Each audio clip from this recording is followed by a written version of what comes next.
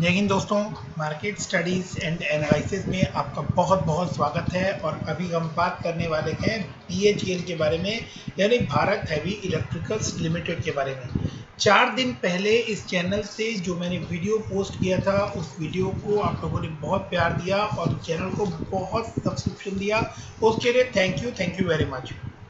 मेरे जिन दोस्तों ने अभी तक चैनल को सब्सक्राइब नहीं किया है, वो लोग चैनल को सब्सक्राइब करके रखें, सो दैट कि मार्केट से जुड़े हुए किसी भी अपडेट के लिए और BHEL से जुड़े हुए किसी भी अपडेट के लिए अपडेट को आप लोग कभी भी मिस ना करें। अब BHEL से जुड़ी बड़ी खबरों के आने का सिलसिला जो है वो लगातार बना हुआ है। इसी कड़ी में मैंने आप लोगों को 4 न्यूज़ जो है वो पीछे कुछ दिनों के अंदर बड़ी न्यूज़ आप लोगों के साथ शेयर की है। जिन लोगों ने वो वीडियो नहीं देखे हैं, मैं डिस्क्रिप्शन में उसका लिंक दे दूंगा, आप लोग वो वीडियो जाकर देख सकते हैं। और इस वीडियो में मैं आप लोगों को क्विकली वो रिकैप करवा देता हूँ कि बड़ी खबरें कौन कौन सी BHEL से रिलेटेड निकल कर आई थी। पहली बड़ी खबर जो BHEL से रिलेटेड निकल कर आई थी वो थी BHEL की वैल्यूएशन। गवर्नमेंट ने एक्सटर्नल एजेंसीज के थ्रू BHEL के डिसइन्वेस्टमेंट के रिगार्डिंग एक कैलकुलेशन करवाई थी, जिसमें गवर्नमेंट को जो एक्सपेक्टेशन थी वो 30 to 35,000 करोड़ के आसपास की थी। बट जो वैल्यूएशन एक्सटर्नल एजेंसीज के थ्रू निकल कर आई, उसकी वैल्यूएशन जो है वो 45,000 to 50,000 की थी, जो कि एक सरप्राइजिंग वैल्यू थी गवर्नमेंट के लिए भी और इसके शेयर होल्डर्स के लिए भी। बट वो जो एक्सटर्नल एजेंसीज ने उसकी वैल्यूएशन की थी वो बहुत ही माइन्यूट लेवल पर और डिटेल्ड वैल्यूएशन की थी, और इससे रिलेटेड वीडियो जो है वो डिटेल्ड वीडियो मैं आप लोगों के साथ ऑलरेडी शेयर कर चुका हूँ। तो ये बड़ी न्यूज़ निकल कर आई थी, जिसका इम्पैक्ट जो है आप लोगों को BHEL के शेयर के ऊपर आता हुआ दिखने वाला है। इसके बाद क्विकली एक और बड़ी न्यूज़ जो मैंने आप लोगों के साथ शेयर की है वो है कि 10,800 करोड़ की एक बिड जो है वो BHEL ने डाली हुई है, और उस बिड में उनकी जो कॉस्ट है वो लोएस्ट कॉस्ट है। तो ज़्यादा चांसेस है कि BHEL को वो ऑर्डर मिलता हुआ आप लोगों को नज़र आने वाला है। इसके बाद जो तीसरी बड़ी खबर BHEL से रिलेटेड निकल कर आ रही है, मैं आप लोगों को एक के बाद एक सारी न्यूज़ जो है वो रिकैप करवा रहा हूँ, सो दैट कि आप लोग कनेक्ट कर पाएँ कि आप लोगों ने पीछे मेरे वीडियोस में क्या क्या इंपॉर्टेंट पॉइंट सुने हैं और उन सबको रिकॉल कर पाए। NPCIL यानी nuclear power corporation of India limited में सोलर पैनल से रिगार्डिंग एक बड़ा ऑर्डर जो है वो BHEL के बैग में आप लोगों को आता हुआ दिखाई दिया। तो BHEL जो ऑलरेडी आप लोगों को डिफरेंट सेक्टर में बहुत बड़े लेवल पर काम करता हुआ दिखाई देता है, जो power transmission, R&D, renewables, transport, water, मतलब एक लंबा चौड़ा फैला हुआ काम जो है इनके पास है, और ऑलरेडी इनके पास फ्यूचर बैग में जो है वो प्रोजेक्ट्स का ढेर लगा हुआ है। इनके पास काम की कोई कमी दिखाई नहीं देती, एंड ऐसे में इनके पास और बड़े प्रोजेक्ट्स जो है वो जुड़ते जा रहे हैं। इसके बाद रिन्यूएबल एनर्जी को लेकर जो बड़े कदम उठाने का काम BHEL स्टार्ट कर रहा है, उससे रिगार्डिंग सोलर PV से रिलेटेड उन्होंने डिटेल्ड प्रोजेक्ट जो है प्रोजेक्ट रिपोर्ट वो एक्सटर्नल एजेंसीज के थ्रू बनवाई है। तो वो DPR वाली न्यूज़ भी मैंने आप लोगों को लास्ट वीडियो में शेयर की है। अब हम लोग आगे बढ़ते हैं और करंट में जो बड़ी न्यूज़ निकल कर आ रही है उसको हम लोग एनालाइज करते हैं, और क्विक में हम लोग इसके फंडामेंटल्स को और चार्ट के ऊपर भी इसको देखने समझने की कोशिश करते हैं कि क्या पोजीशन बनती हुई BHEL में नज़र आ रही है। अगर आप देखें तो 2 मार्च के आसपास से अभी तक 2 मार्च से लेकर 23 मार्च तक जो इस शेयर की मूवमेंट है वो ऑलमोस्ट नील है, मतलब 0.48% की मूवमेंट है। ऐसे में जब ये शेयर आप लोगों को ऑलमोस्ट एक मंथ या आप कहें कि 20 दिन से ऊपर जो है आप लोगों को विदाउट एनी मूवमेंट चलता हुआ नजर आ रहा है, तो इट मीन्स कि ये जिस लेवल पर काम कर रहा है उस लेवल पर ये अपने आप को कंसोलिडेट कर रहा है। और जब कोई शेयर अपने आप को कंसोलिडेट करता है तो मोस्ट ऑफ द चांसेस जो बनती है वो उसके अंदर एक बड़ी तेजी की तरफ इशारा करती है। अब टेक्निकल चार्ट पर अगर हम देखने की कोशिश करें तो इस समय इसका RSI जो है वो 53 के ऊपर आप लोगों को नजर आ रहा है और वो अपवर्ड ट्रेंड की तरफ नजर आ रहा है, यानी कि आगे बढ़ते हुए डायरेक्शन में आप लोगों को इसका RSI नजर आ रहा है। उसके बाद आप लोग ऊपर देखें तो इस शेयर ने पहले बहुत बड़े लेवल पर जब एक्यूमुलेशन की थी तो आप देख सकते हैं कि वहां से किस तरह की जर्नी आप लोगों को देखने को मिली थी और 2003 के लेवल पर ये शेयर वापस आप लोगों को इस समय काम करता हुआ नजर आ रहा है। उसी के आसपास जो है इसने अपना बेस बनाया था अराउंड आप कहें तो मार्च 20 के आसपास, मार्च अप्रैल मई 20 के आसपास इसने 2003 के लेवल को 2001 से लेके 2003 के लेवल को टच किया था। आप ये पोर्शन देख सकते हैं और यहाँ से आप अगर इसके सिमिलर लाइन लेंगे तो वो लाइन जो है वो फेब 2 मार्च से लेकर और आप देखें तो मार्च अप्रैल मई का जो पीरियड है वो उसी बेस के साथ वो आप लोगों को काम करता हुआ वहां पर ये दिखाई दिया था। इसके बाद एक बड़ी तेजी आप लोगों को यहाँ पर नजर आई और ये जो रेजिस्टेंस की लाइन मैंने यहाँ ड्रॉ की है इसके बारे में मैं प्रीवियस वीडियोस में आपके साथ बात कर चुका हूँ, बट यहाँ बहुत सारे नए व्यूअर्स या जो मेरे नए दोस्त हैं वो इस वीडियो को जो लोग देख रहे हैं वो लोग ध्यान से इस बात को देखने समझने की कोशिश करें कि जो रेजिस्टेंस लाइन यहाँ पर ड्रॉ हुई है उस रेजिस्टेंस लाइन पे इसने 2010 में रेजिस्टेंस फेस किया था। उसके बाद काफ़ी अच्छा फॉल देखने को मिला। देन अगेन यहाँ पर 2015 जनवरी में और 2015 जुलाई में इसने इस लेवल पर अगेन रेजिस्टेंस फेस किया। देन वहाँ से आप लोगों को फिर से एक डाउन ट्रेंड आप लोगों को आता हुआ दिखाई दिया और इसने दोनों ही बार जो सपोर्ट लेवल लिया वो ऑलमोस्ट आप कहें तो 58 रुपीज़ के आसपास वो सपोर्ट लेवल था। उसके बाद आप देखें तो इसने फिर से कोशिश की और जनवरी 19 में इसने एक बार दोबारा से इस रेजिस्टेंस लेवल को क्रॉस करने की कोशिश की, बट ये रेजिस्टेंस लेवल वहाँ पर भी क्रॉस नहीं हुआ और इस साल ये इसने फाइनली नवंबर 20 में इसने वो रेजिस्टेंस लेवल क्रॉस कर लिया है और वहाँ से जो तेजी बनी है वो आप लोगों के सामने है। अब हम लोग इसको 3 महीने के चार्ट के ऊपर देखने की कोशिश करते हैं तो अगर 3 महीने की तेजी हम लोग यहाँ से देखने की कोशिश करें तो इसके बाद का जो लेवल बनता है वो आप देख सकते हैं कि यहाँ से लेकर इसने ऑलमोस्ट मार्च के मंथ में कंसोलिडेट किया है। तो कंसोलिडेशन के बाद और इतने लोअर रेंज में फंसने के बाद इसके अंदर जो बड़ी खबरें आती हुई दिखाई दे रही है डेफिनेटली उसका इम्पैक्ट भी आप लोगों को आने वाले टाइम में कुछ टाइम के अंदर ही आता हुआ दिखाई देने वाला है। अब टेक्निकल चार्ट पे ये शेयर जो है ये मजबूती के साथ आप लोगों को स्टैंड करता हुआ नजर आ रहा है और आने वाले टाइम में जिस तरह से इसने 1 साल के अंदर पैसा बना के दिया है तो आने वाले टाइम में ऐसी संभावनाएं बनती जा रही हैं कि जिस तरह की न्यूज़ एक के बाद एक निकल कर आ रही है उसका इम्पैक्ट जो है वो जल्दी ही आप लोगों को देखने को मिलने वाला है। अब हम लोग इसको फंडामेंटल्स एक बार देख लेते हैं, देन मैं उस बड़ी न्यूज़ की तरफ चलता हूं कि वो बड़ी न्यूज़ क्या है और उसका क्या इम्पैक्ट जो है वो इस शेयर के ऊपर पड़ता हुआ आप लोगों को दिखाई देने वाला है। 18,020 करोड़ के मार्केट कैप के साथ ये मार्केट में काम कर रहे हैं। 51.8 जो है वो इनका करंट प्राइस है और 56.5 52 वीक हाई और 19.2 52 वीक लो है। 4,848 करोड़ का डेट है जो कि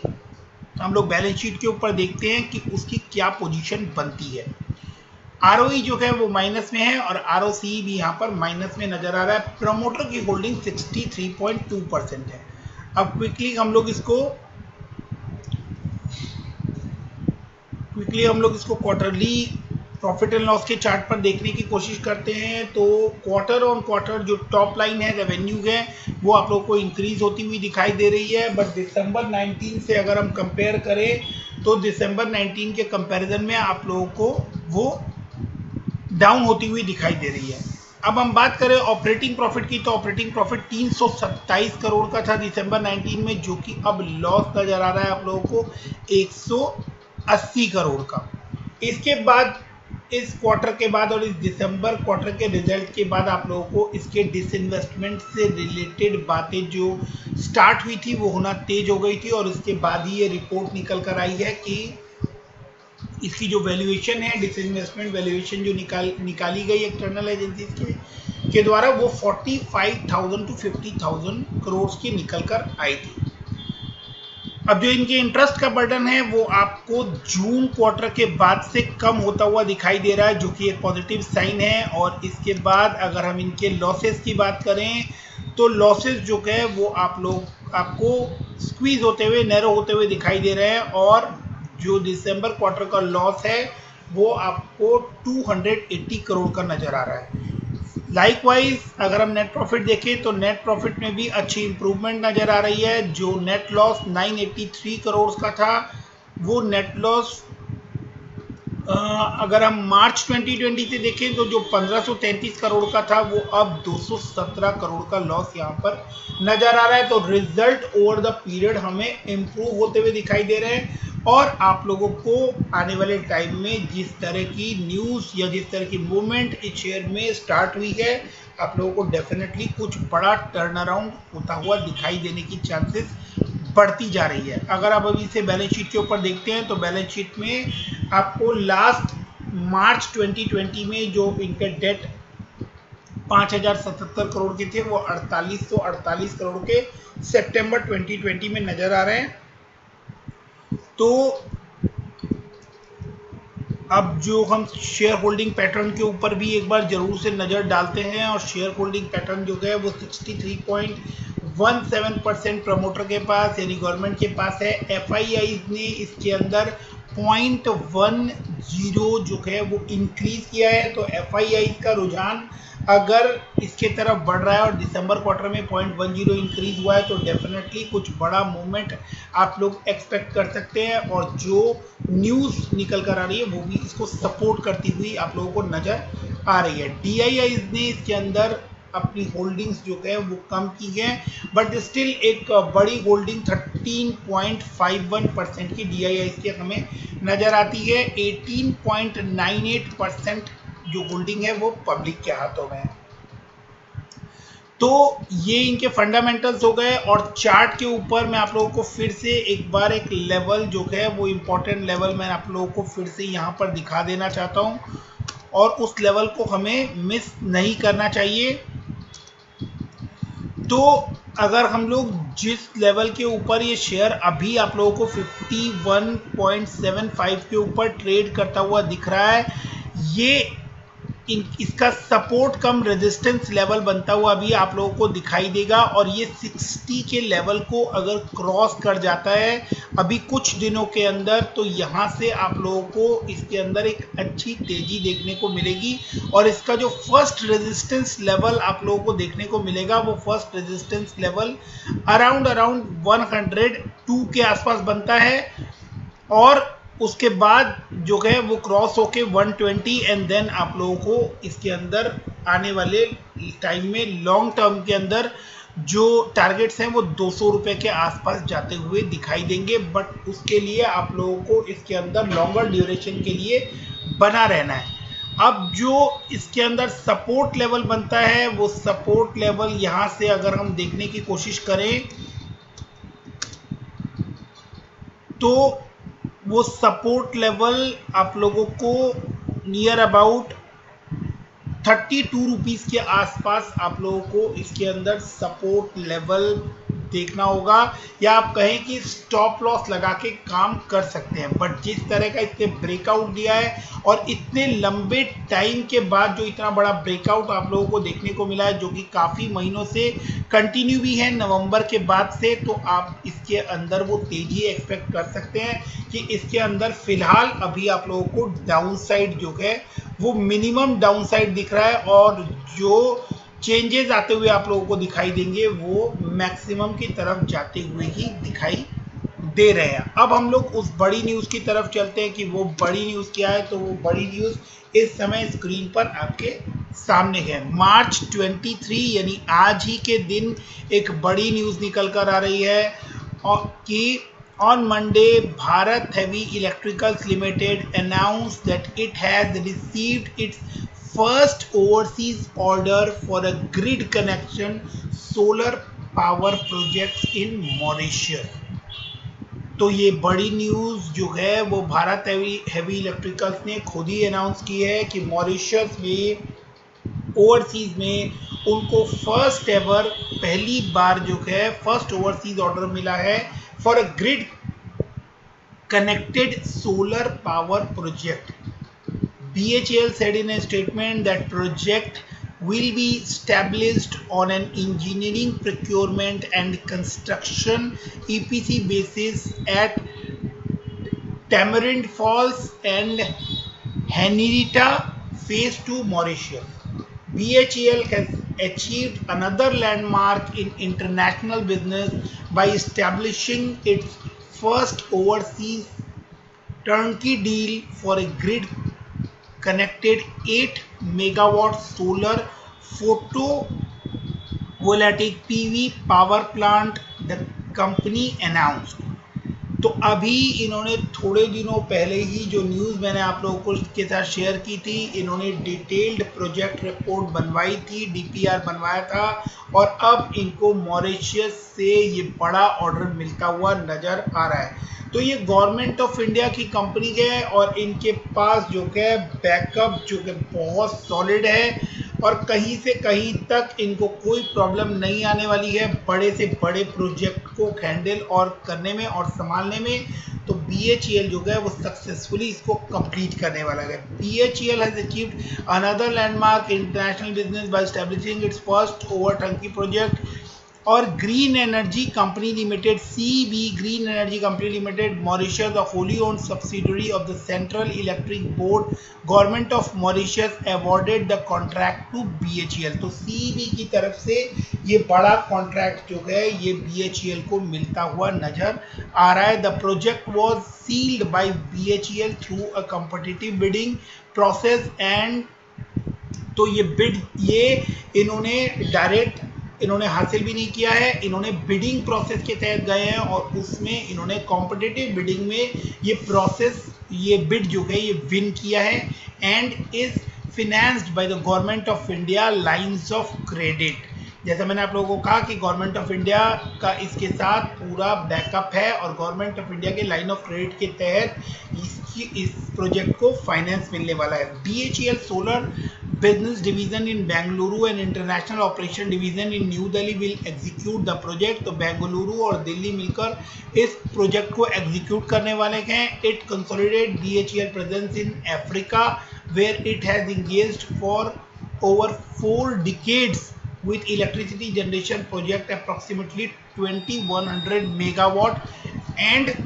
equipment supplies in 23 African countries. तो ऑलरेडी अफ्रीका में इन्होंने 2100 मेगावाट का प्रोजेक्ट जो है वो इन्होंने अभी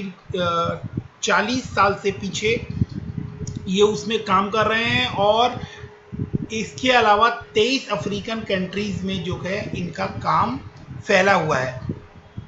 तो ये बड़ी न्यूज़ जो है ये निकल कर आई है BHEL के सोर्सेज से कि उन्होंने फर्स्ट एवर पहली बार उनको ओवरसीज में सोलर पावर प्रोजेक्ट का बड़ा काम हासिल हुआ है। तो दोस्तों वीडियो को यहाँ तक देखने के लिए थैंक यू वेरी मच। कोई भी क्वेश्चन हो तो आप लोग कमेंट सेक्शन में कर सकते हैं, मैं पूरी कोशिश करूँगा उसका जवाब देने की। वीडियो पसंद आया हो तो लाइक